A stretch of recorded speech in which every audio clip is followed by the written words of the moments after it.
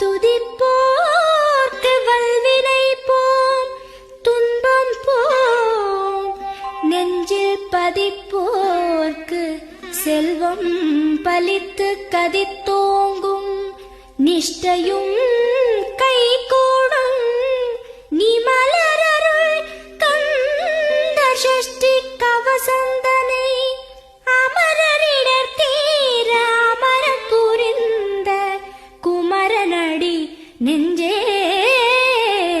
குறி.